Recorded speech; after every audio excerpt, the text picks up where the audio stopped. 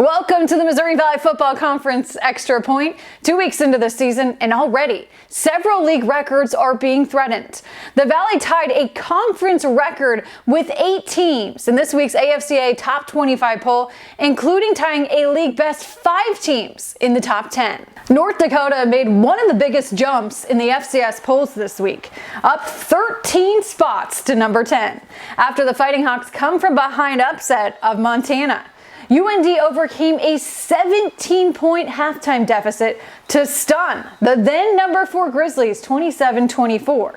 North Dakota extended their home opening win streak to 38 straight games and is now 26-3 in their last 29 home games at the Alaris Center, the third toughest home field advantage in the FCS. Quarterback Simon Rumfo, in just his second career start, was instrumental in the Hawks' comeback, rushing for all 57 of his yards in the second half, including a 19-yard touchdown run on a broken play.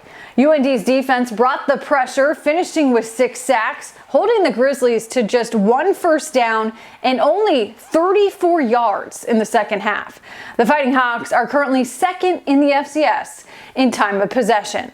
No sophomore slump for South Dakota State wide receiver Griffin Wilde. The sophomore followed up his career-high 150-yard season-opening receiving performance with another career-best outing against number 11 Incarnate Word. Wilde torched the Cardinals for a new career-best 10 receptions on 10 targets to finish with 106 yards receiving.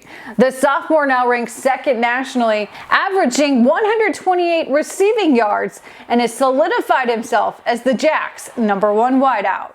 SIU had one of the FCS's best defenses last season, and this year Salukis are picking up right where they left off, thanks to a ferocious pass rush at Austin Peay. The Salukis finished the game with 9 sacks, including 5 sacks in the fourth quarter, and now are tied for the FCS lead in team sacks.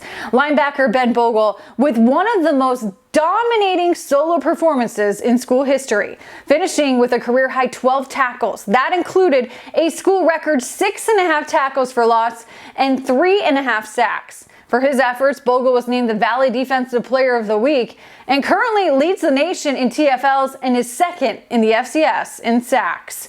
4 of Southern's next 5 games are at home, starting with nationally ranked Incarnate Word this Saturday. Here's a look at this week's Missouri Valley Football Conference schedule as we kick off Week 3.